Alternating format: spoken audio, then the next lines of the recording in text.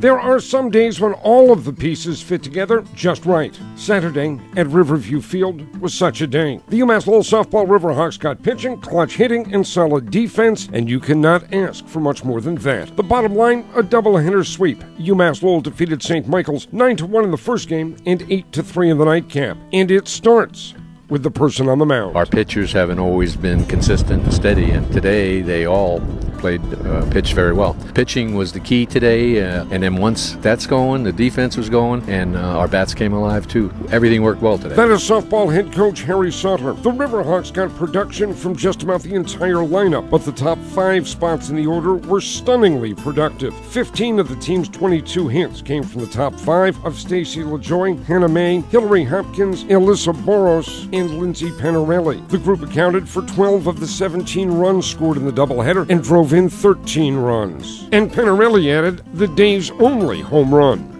The coach says it is all about putting the ball in play. That's the secret, and we're not striking out. And that was one of the things we struggled with early on, is that we'd have a lot of bad at-bats. We'd be swinging at balls, and we'd be not hitting the strikes. We'd be looking at them. I think that really hurt us early on, and now they're being more selective in what they're doing. In the first game, UMass Lowell jumped out early. 3 runs in the first, 2 more in the second, and it was a 5-1 ball game. And really, that was the ball game. A run in the 4th and 3 in the 6th would make it 9-1, and that was the final. The pitching was terrific. A couple of freshmen combined on a 3-hitter in the first game. Alyssa Boros started the game and went 5 innings. Marissa Fiorentino closed it out, pitching the 6th. The first 2 pitchers, which were the freshmen through the first game, and they both did really well. And the other day, even though we won both games, we had an awful lot of walks. Today, we hardly had any, and so that their control is getting a lot better, and just bodes well for next year. The second game was more of a battle, a 2-2 game into the 5th inning.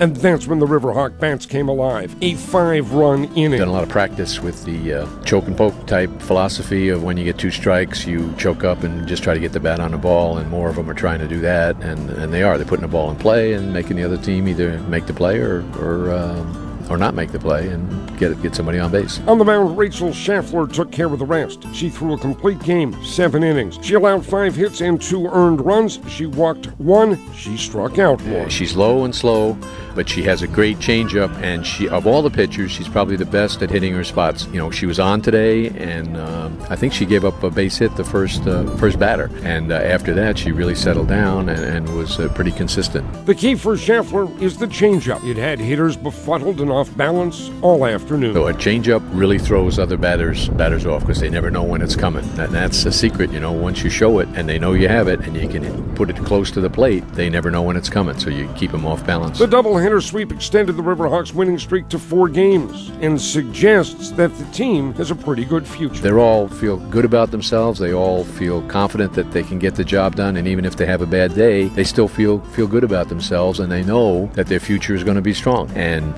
maybe it's not this week or next week, but within a year or 2, they're going to be red hot. I can't wait to see it. It is late in the season. In fact, the team would play its final games the next day. But at the same time, it is clear that the team that finished the season is a far different one that started it several months earlier. You look at any lineup we put out there, there's usually at least 6 freshmen in the lineup out of the 9 or 10 players in the lineup. So they're getting an awful lot of experience. How many games have we played? 35, 38 games? And they've got an awful lot of experience now playing. You look at freshmen on some of these other teams that we play against, and they're hardly playing at all. They're sitting and watching, and our guys are getting 1 good year of experience. So I think that's going to pay off for us next year really well. The Riverhawks finished the season 10-31-1, 9-18-1 in the Northeast 10 Conference. But the future is bright.